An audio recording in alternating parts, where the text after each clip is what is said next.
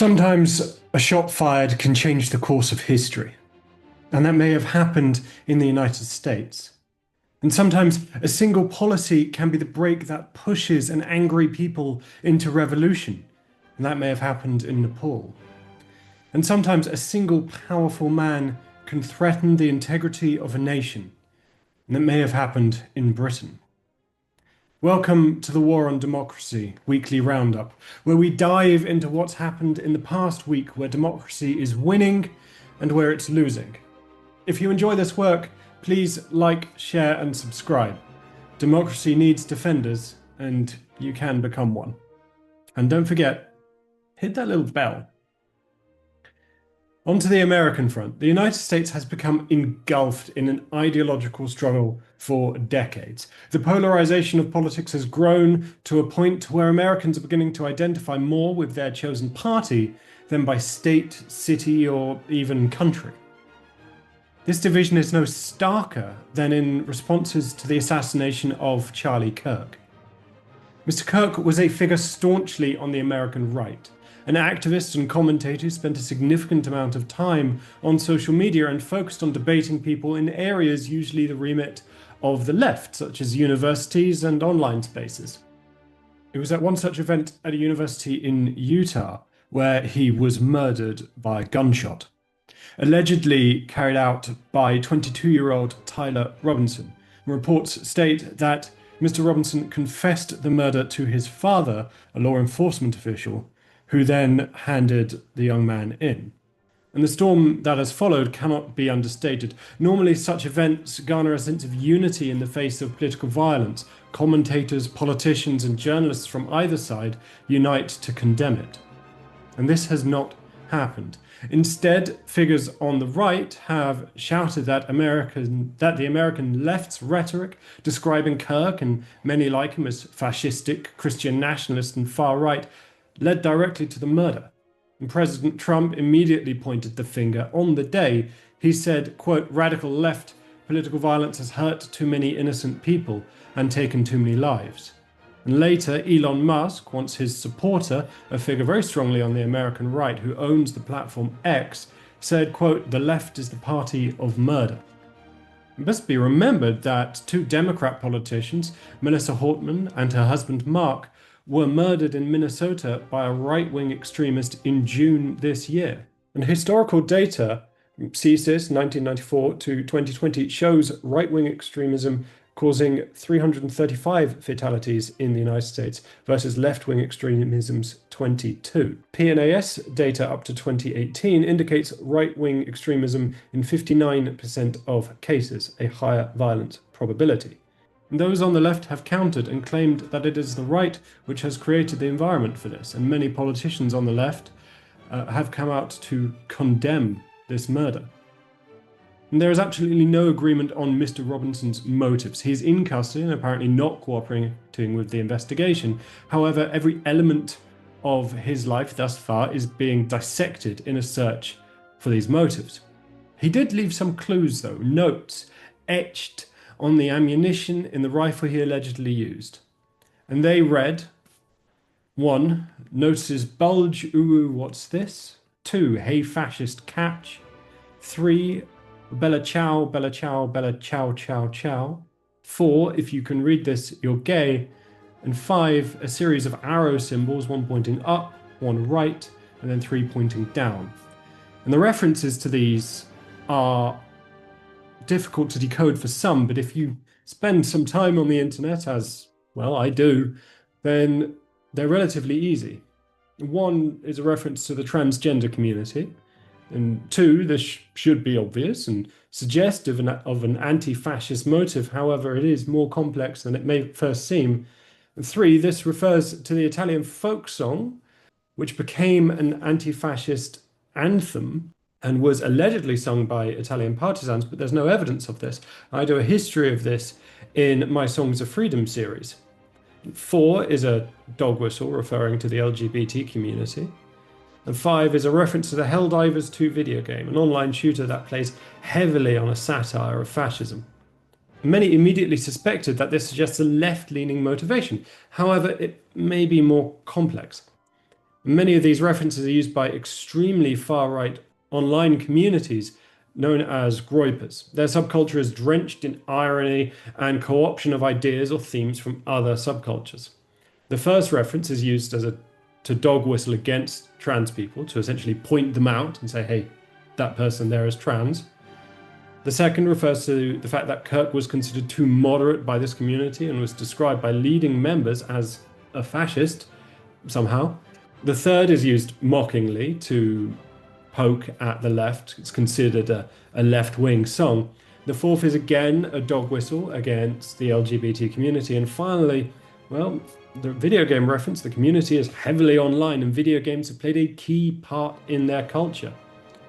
So the motivations remain unclear. However, on different sides of the aisle, Mr. Robinson is whoever they need him to be. And I'm reminded here, as I so often am, of Snyder's rules in On Tyranny, specifically Rule 18. Be calm when the unthinkable arrives. Modern tyranny is terror management. When the terrorist attack comes, remember that authoritarians exploit such events in order to consolidate power. The sudden disaster that requires the end of checks and balances, the dissolution of opposition parties, the suspension of freedom of expression, the right to a fair trial, and so on, is the oldest trick in the Hitlerian book. Do not fall for it. Heed Professor Snyder's words. That is what must be done now. In moments of shock and violence, the temptation is to panic, to reach for the knee-jerk reaction, to act swiftly and decisively, and inevitably to allow fear and rage to justify the erosion of our liberties. But democracies are not defended by giving up their freedoms when they are tested. No, they are defended by holding fast to them. We must also be clear-eyed. The murder of Charlie Kirk is a tragedy, as every political assassination is. It is a wound to our public life. He exercised freedom of speech and was murdered for it. But the fact of his death does not place his words or his work beyond scrutiny or criticism. He devoted his career to spreading ideas that, in my view, were deeply harmful to democracy, to freedom, and to civil liberties. To say so now is not disrespect to the dead, it is a fidelity to the truth. So, if you are mourning, mourn without panic. If you are not, then act with some dignity. Let us condemn violence without forgetting what was said in life, and let us defend liberty without compromise. Because that's how democracy honors its dead and how it survives its trials. On to the Nepalese front. Nepal has experienced one of those weeks where years happen, and frankly, the world seems to have. Protests that erupted last Monday stemmed from an enormous number of factors. Rising corruption and unemployment had laid the ground for a storm that broke with the imposition of restrictions on social media. The government introduced rules requiring that social media platforms register with the Communications Ministry. Officials warned that failure would lead to blocks. And these came into effect on the 4th and 5th of September. Sites such as Facebook, X, YouTube, Instagram, LinkedIn, Reddit, Signal, Snapchat, and others were restricted. And social media has been a thorn in the former government's side. It made stories of entrenched social, economic, and political problems hard, if not impossible, for the government to suppress, and brought to light the corruption, privilege, and inequality which was rife in the country. And on September 8th, protests began, led by young people. They're now called the Gen Z protests. And security forces escalated very rapidly into using tear gas, rubber bullets, and live ammunition. And around 19 people died. And protesters responded with rage, setting government buildings ablaze. And through the 9th to the 13th, this unrest spread. Curfews were declared, and the government belatedly lifted the social media ban, but the damage was already done. It was now too late. Prime Minister KP Sharma Oli resigned. The finance minister was thrown into a river, and government officials were airlifted out of their offices dangling from a rope attached to a helicopter. And a quick poll was conducted, and this is really something, using the online communication software Discord. This is favoured with gamers and Gen Z alike, and is really It's quite bizarre. This is the first such instance of a government being elected in this way. And former Chief Justice Sushila Karki was elected and sworn in.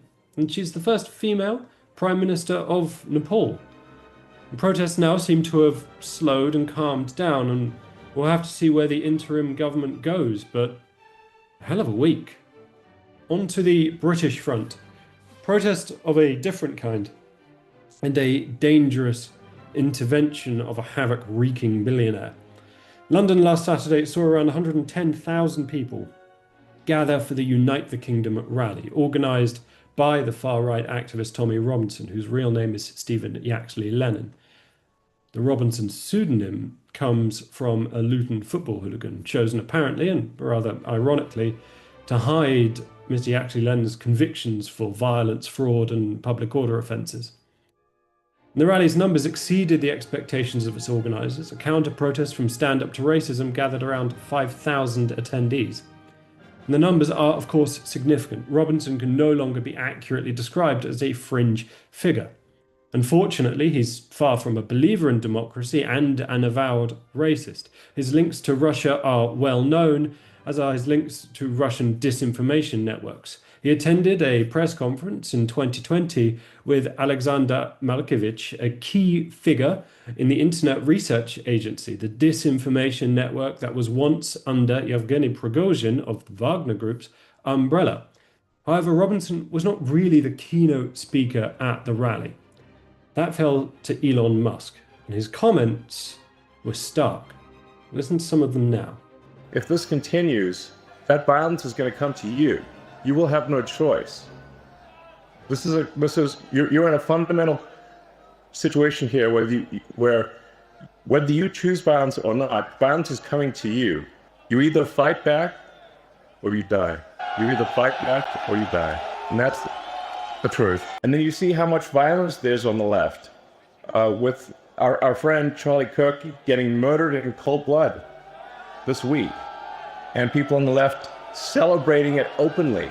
The left is the party of murder and celebrating murder. I mean, let that sink in for a minute. That's who we're dealing with here. That is who we're dealing with. I really think there's got to be a change of government in Britain. And you can't, we don't have another 4 years or whenever the next election is. It's too long. Something's got to be done. There's got to be a dissolution of parliament and a new vote held. And Musk, like Robinson, can't be described as a believer in democracy. In the speech, he references the term repeatedly, calling on government for the people, but he's repeatedly railed against the supposed inefficiencies of the democratic system, and has on a number of occasions proposed technocracy, or meritocracy. Of course, who decides who has merit is up for question. He's also repeatedly come out against support for Ukraine in their fight against fascism, and despite all of his words on free speech, is well known to throttle accounts on his platform X which do not promote his worldview, while promoting accounts that do. What does appear to be clear in the UK is that the political centre is becoming a very quiet place.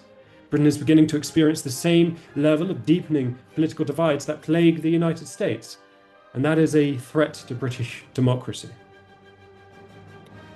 On to Terra Firma.